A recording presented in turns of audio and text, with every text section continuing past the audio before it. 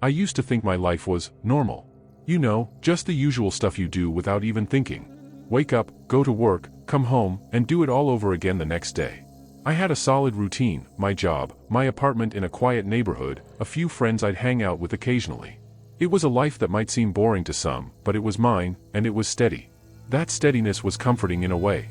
There's something soothing about knowing exactly how your day is going to unfold, right down to the smallest detail. I didn't crave excitement or adventure, I valued the predictability of it all. But in the past few months, something changed. At first, it was just little things, things you'd normally brush off as coincidences or the result of a distracted mind. A pen I was sure I'd left on the table would end up on the floor, or a door I knew I'd closed would be slightly open when I came back into the room. Sometimes, it was as trivial as the TV being on a different channel than the one I left it on, or my phone being in a different spot from where I was sure I'd placed it. Silly stuff, right? Things that, under normal circumstances, you wouldn't even give a second thought. I blamed it on work stress, which had been hell lately. Maybe it was just my mind playing tricks on me, trying to cope with the pressure.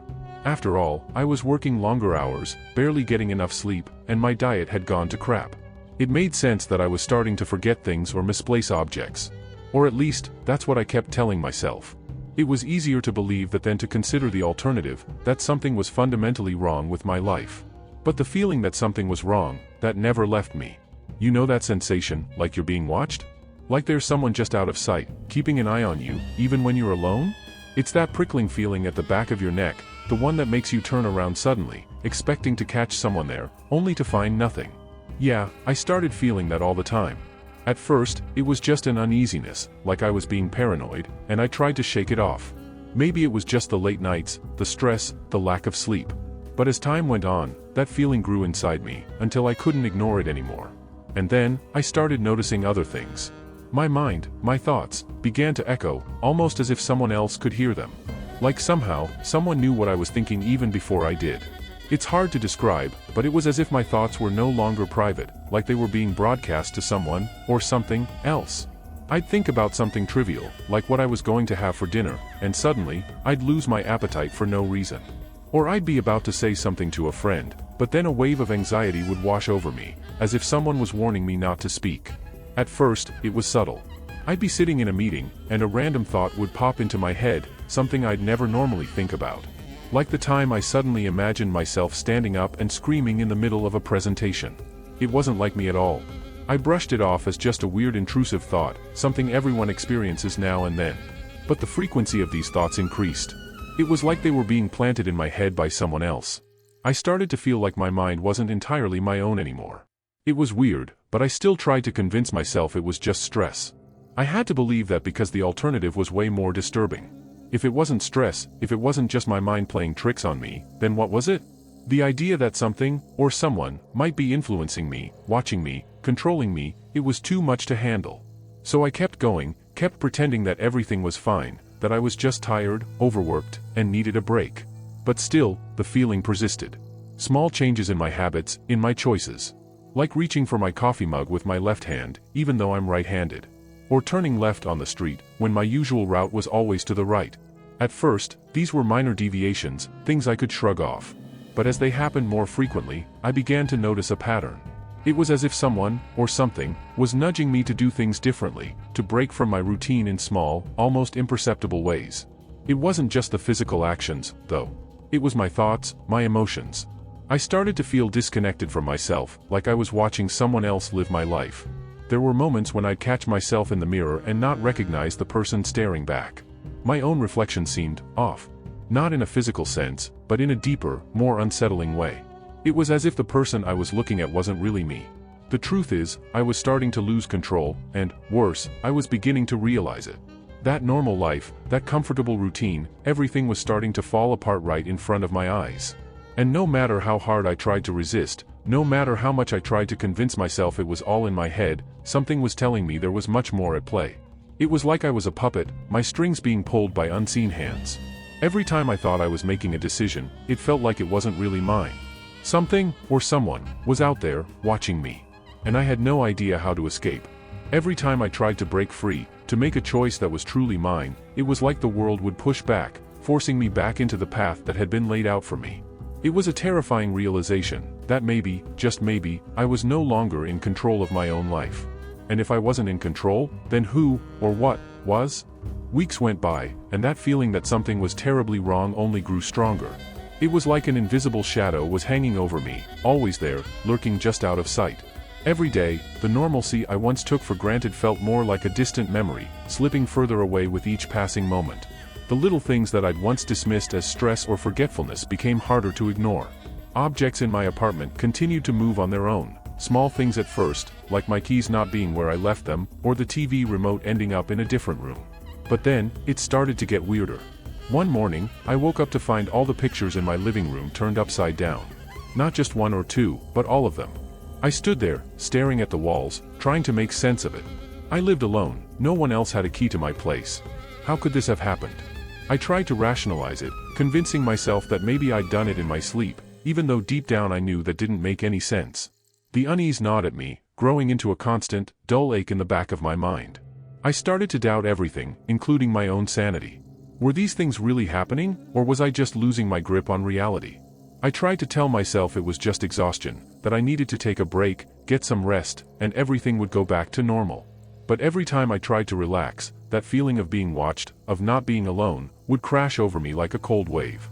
It was always there, like a presence just beyond my perception, always watching, always waiting. Then the whispers began. At first, they were so faint that I could barely hear them, like the soft murmur of a distant conversation. I would hear them at night, just as I was about to fall asleep, a low hum that seemed to vibrate in my skull. I'd sit up in bed, heart pounding, straining to listen, but the whispers would stop the moment I focused on them. It was maddening. I couldn't tell if it was just my imagination or something more sinister. But the more I tried to ignore it, the louder the whispers became, until it was impossible to sleep without the constant drone of those voices swirling in my head.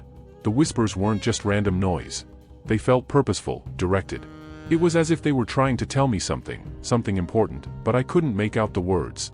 Every time I thought I was on the verge of understanding, the meaning would slip away, leaving me more frustrated and terrified. It wasn't just the voices, though, it was the feeling that something was invading my mind, planting thoughts that weren't my own. I'd be walking down the street, and suddenly, a thought would pop into my head, something dark, something I'd never think of on my own. Like stepping in front of a speeding car, or pushing someone onto the tracks at the subway. Horrible, violent thoughts that made me shudder in revulsion. But they weren't mine. They couldn't be.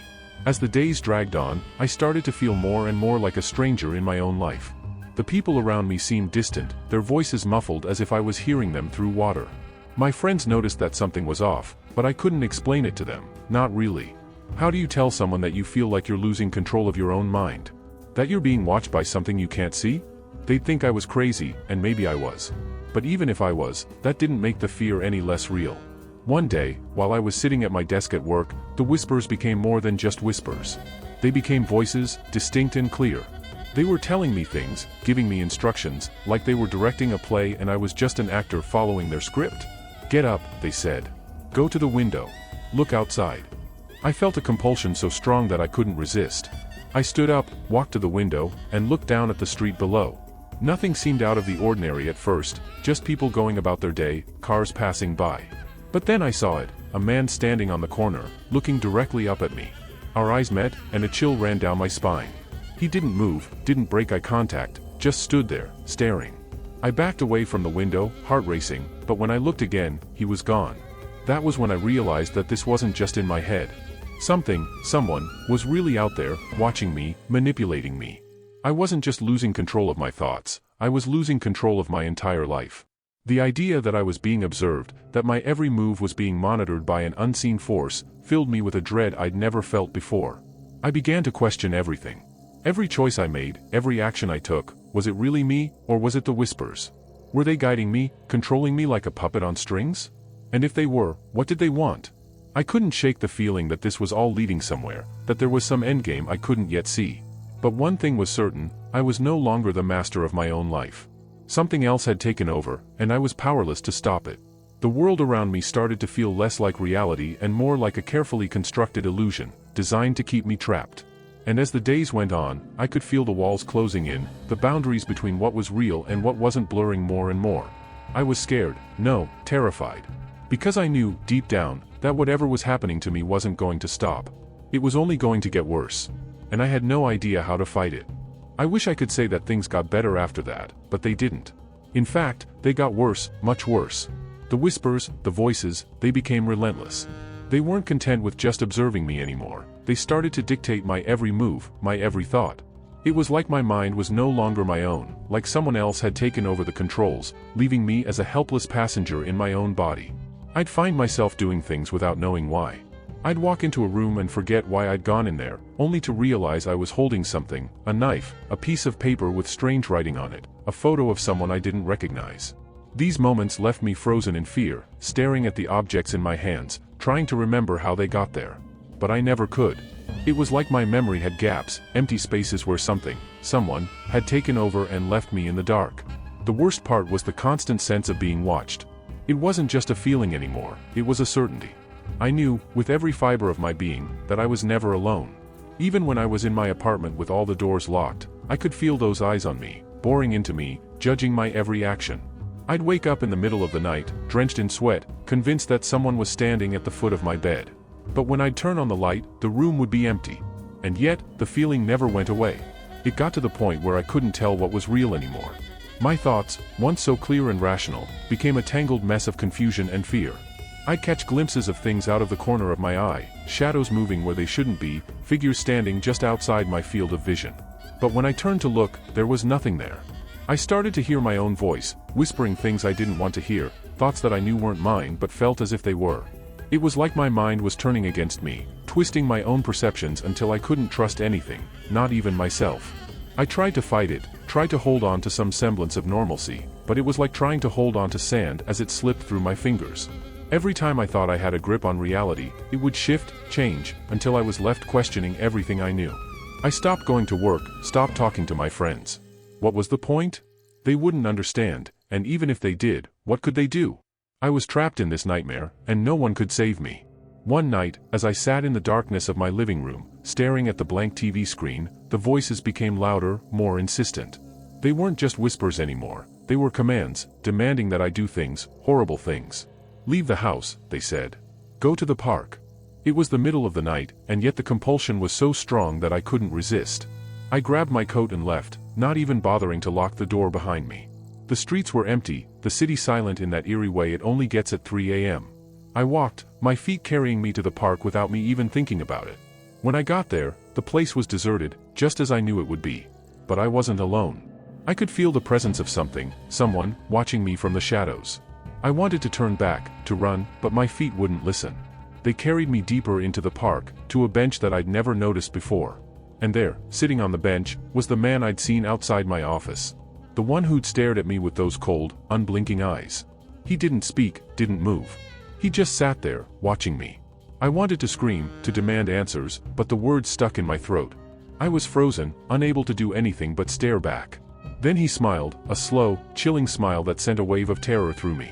And in that moment, I knew. I knew that whatever was happening to me, whatever had taken over my life, was connected to him. He was the one pulling the strings, the one controlling my every move, my every thought. I was nothing more than a puppet, dancing to his tune, and there was nothing I could do to stop it. The realization hit me like a punch to the gut, knocking the wind out of me. I stumbled back, the world spinning around me. The man didn't move, didn't speak. He just kept smiling, that awful, knowing smile. I turned and ran, not caring where I was going, just needing to get away. But even as I fled, I knew it was pointless. No matter how far I ran, no matter how hard I tried to escape, he would always be there, watching, waiting. I made it back to my apartment, slammed the door shut, and collapsed onto the floor. I couldn't stop shaking, couldn't stop the tears from streaming down my face. I was trapped, completely and utterly trapped, and there was no way out. That night, I didn't sleep. I couldn't. Every time I closed my eyes, I saw his face, that smile, those eyes. They were burned into my mind, a permanent reminder that I was no longer in control of my own life. And the worst part was, I didn't know how much longer I could hold on. I felt myself slipping, losing my grip on reality more and more with each passing day. But there was one thing I knew for sure, whatever was happening to me, it wasn't over. Not by a long shot. This was just the beginning, and the true horror had yet to come. After that night, I became obsessed with finding answers. I couldn't just sit back and let this thing, whatever it was, take over my life. I had to understand what was happening to me, even if the truth was something I didn't want to hear. The man in the park, his face haunted me, but it also drove me forward. I needed to know who he was, what he wanted, and why he had chosen me. I started searching everywhere I could think of, online forums, books on the paranormal, anything that might offer a clue. I spent hours hunched over my computer, scrolling through pages of conspiracy theories and horror stories that felt all too familiar. The more I read, the more I realized how little I actually knew about the world around me. There were stories, so many stories, of people who had experienced similar things, feelings of being watched, of losing control, of their lives being manipulated by forces they couldn't see or understand. But the deeper I dug, the more fragmented and confusing the information became. Some people talked about government experiments, others about ancient curses or demons that fed on fear. I found accounts of people who claimed they were being controlled by entities from another dimension, or by some malevolent artificial intelligence. It was overwhelming, terrifying, and none of it made sense. But one thing was clear, I wasn't alone in this. Others had experienced it too, though their stories all ended the same way, with them vanishing, disappearing without a trace, or worse, losing their minds completely. Despite the fear gnawing at my insides, I couldn't stop. I was desperate for something, anything, that could explain what was happening to me. I began to notice patterns, recurring themes in the stories I found. The whispers, the feeling of being watched, the sudden and inexplicable changes in behavior. These were all signs of something far more sinister than I had initially imagined.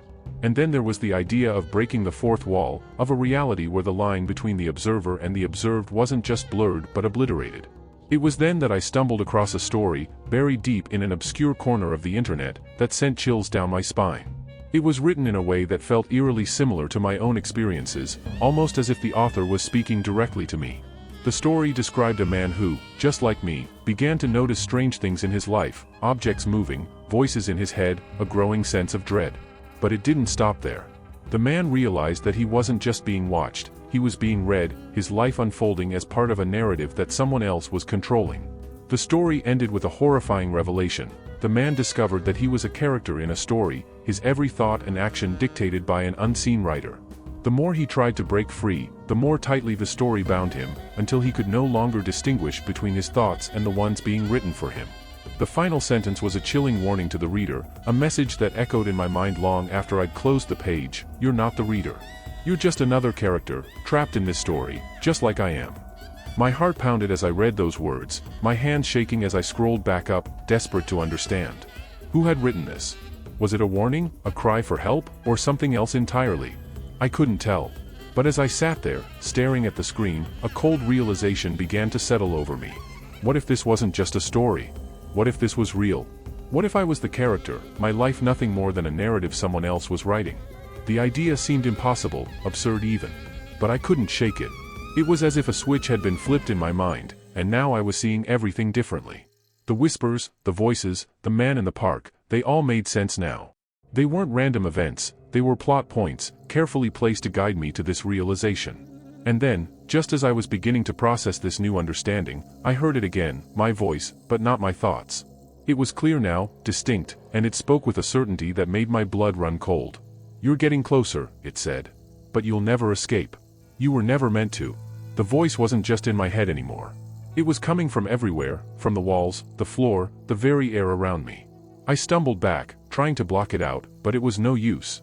The voice grew louder, more insistent, until it was all I could hear. "This is your story," it said, "and you can't change it. No matter how hard you try, you'll always end up right where you're supposed to be." I screamed, a raw, desperate sound that seemed to bounce off the walls and come back to me, mocking my helplessness. The voice laughed, a deep, resonant sound that reverberated through my entire being. "You can't fight this," it said. "You can't escape what you are. You're not real, you never were. You're just a character in a story, and your fate has already been written." In that moment, everything around me seemed to shift, the walls of my apartment warping and bending as if reality itself was unraveling. I could feel it now, the truth pressing down on me like a physical weight. I wasn't real. My life, my thoughts, my memories, they were all just part of a narrative, a story being told by someone else. And no matter what I did, I could never escape it. The realization was devastating, shattering the last remnants of my sanity. I fell to the floor, clutching my head as the voice continued to taunt me, reminding me over and over that I was nothing, that I had no control. I wanted to fight it, to prove that I was more than just words on a page, but how could I?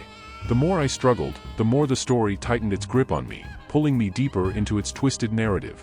And then, as suddenly as it had begun, the voice stopped. The silence that followed was deafening, oppressive, as if the world itself was holding its breath. I lay there, broken and defeated, waiting for the next chapter to begin, knowing that I had no say in what would happen next. But deep down, a small part of me still held on to hope. Maybe, just maybe, there was a way out, a way to break free from this story, to reclaim my life, my reality. I didn't know how, and I didn't know if it was even possible, but I had to try. Because if I didn't, if I gave in to the voice, to the story, then I really would be nothing more than a character, doomed to live out a fate I didn't choose. And that was a fate I refused to accept? The silence after the voice faded was both a relief and a new kind of torment. For a while, I lay there on the floor, staring at the ceiling, trying to steady my racing heart. The world felt different now, distorted, as if the very fabric of reality had been stretched and twisted. I was no longer sure of anything, what was real, what was imagined, or even if I had any control over my own actions. But one thing was clear, I had to confront this, whatever it was, head on. I knew that hiding or running away wouldn't help. I needed answers, and the only way to get them was to face the source of this nightmare. I started by taking stock of my situation. I had been living in a constant state of fear and confusion, but I couldn't let that paralyze me any longer. If I was truly a character in someone else's story, then maybe I could change the narrative, or at least figure out what the rules were. Determined to take control, I forced myself to get up and start moving. I went back to the park where I'd seen the man, hoping that maybe, just maybe, he would be there again. I approached the bench where I'd last seen him, my footsteps echoing in the stillness of the night. But he wasn't there. The park was empty, and the only sound was the rustling of leaves in the breeze. I couldn't afford to be discouraged. I had to keep going, keep searching for answers. I decided to retrace my steps, revisiting the places that had become significant in this twisted story, my apartment, the office, even the old bookstore where I had first stumbled upon that chilling story. Each place felt like a puzzle piece in the grand scheme of things, and maybe if I put them all together, I would find the answer.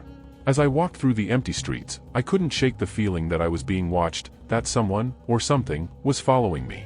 I glanced over my shoulder frequently, but the streets remained empty. The paranoia gnawed at my mind, making every shadow seem sinister, every passing car seem like a potential threat. I reached the bookstore and pushed open the door, which creaked in protest. The shop was dimly lit, the only illumination coming from the streetlights outside. I scanned the shelves, searching for anything that might offer a clue. I found the book that had first introduced me to this nightmare, its cover worn and faded. As I flipped through the pages, I noticed something, tiny annotations in the margins, scribbled notes that hadn't been there before. The notes were disturbing. They detailed things that I had experienced, specific thoughts, events, even feelings, like the author knew what was happening to me in real time. It was as if the book was a diary of my own life, written by someone who was always one step ahead of me. I felt a chill run down my spine.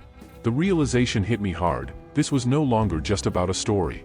This was about control, manipulation, and the horrifying possibility that my life was nothing more than a written narrative. I needed to confront whoever was behind this, to understand their intentions and, if possible, to find a way to break free. With renewed resolve, I decided to take the book and go back to the park. If the man wasn't there, maybe there would be something else, some other clue that would lead me to the truth. I walked quickly, the book clutched tightly in my hands. As I reached the park, I noticed something unusual, an old, tattered notebook lying on the ground near the bench. It was open, pages fluttering in the breeze. I picked it up, my hands trembling. The notebook was filled with more notes, but these were different. They were written in a hurried scrawl, detailing plans and observations, tracking my every move. The final entry made my blood run cold. The time has come. He's getting too close. Prepare for the final act. My heart raced as I realized that whoever was controlling this narrative was not just observing, they were actively shaping it, orchestrating events to push me toward a climax. I had to act quickly. I had to confront this person, this unseen author of my life, and demand answers. I walked to the center of the park, where the shadows seemed to deepen, the darkness pressing in around me. I shouted into the void, my voice breaking as I called out to whoever was responsible. I know you're watching me. I know you're controlling everything. Show yourself. For a moment, there was nothing but silence. Then, slowly, the shadows began to coalesce, forming a figure that seemed to emerge from the darkness itself. The figure was indistinct, cloaked in an eerie mist that obscured its features. It was like looking into a void, where a face should be but wasn't. The figure spoke, its voice a deep, resonant echo that seemed to come from everywhere and nowhere at once. "You've come a long way," it said. "But you should have known better than to try and escape your fate." I was filled with a mix of terror and defiance. Why? Why are you doing this to me? What do you want?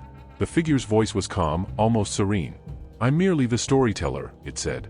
Your life is my narrative, and you, like all characters, have a role to play. Your struggles, your fears, they are part of the story, and the story must have an ending. I felt a surge of anger and desperation. But what if I don't want to play along? What if I want to change the ending? The figure's laughter was chilling, a sound that reverberated through the night. You have no control over the narrative. You are bound by the story, as are all who are written into it. The more you resist, the more tightly the story will bind you. With those words, the figure began to dissolve into the shadows, leaving me alone in the park. The weight of the revelation hit me hard. I was trapped, not just physically but psychologically, bound by the narrative of a story that I could never escape. I stood there, numb and defeated, knowing that whatever happened next was beyond my control. The boundaries between my world and the story were now completely blurred, and there was no going back. The only thing I could do was face whatever came next and hope that, somehow, I would find a way to break free, or at least find some semblance of peace amidst the chaos. As I walked away from the park, I couldn't shake the feeling that I was still being watched, still being manipulated. But now, there was a new understanding that accompanied my fear, a recognition that the story was far from over, and that the true horror lay not in the unknown but in the realization that I was forever bound to it.